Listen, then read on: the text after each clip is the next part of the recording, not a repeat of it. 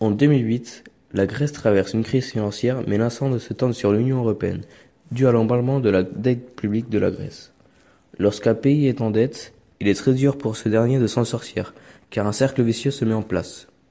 Si les entreprises baissent le salaire pour augmenter leurs bénéfices, il fera baisser le pouvoir d'achat et les obligeront à baisser leurs prix et l'inverse est aussi possible.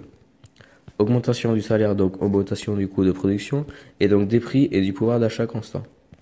L'Union européenne aidant financièrement la Grèce se serait retrouvée dans la même position que la Grèce mais à une bien plus grande échelle. 5 juillet 2015, le gouvernement grec décide d'agir et met en place un référendum qui porte sur l'acceptation de la proposition faite par l'Union européenne, la BCE et le FMI le 25 juin 2015.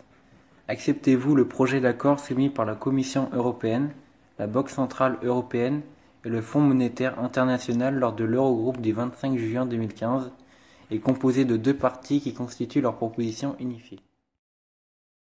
La proposition faite par l'Union européenne, la BCE et le FMI étant une réforme fiscale avec notamment une simplification majeure de la TVA jugée très fragmentée, une nouvelle réforme des retraites avec un âge légal de départ à la retraite fixé à 67 ans ou à 62 ans pour celles et ceux ayant 40 années de cotisation, ainsi que l'augmentation des cotisations de santé pour les retraités et le gel des pensions au moins jusqu'en 2021.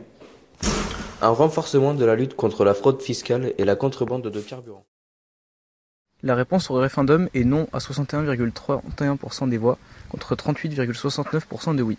Malgré la victoire du non qu'il défendait, le ministre grec des Finances, Yannis Varoufakis, démissionne de son poste le lendemain du scrutin, afin de faciliter l'obtention d'un accord entre la Grèce et l'Union européenne.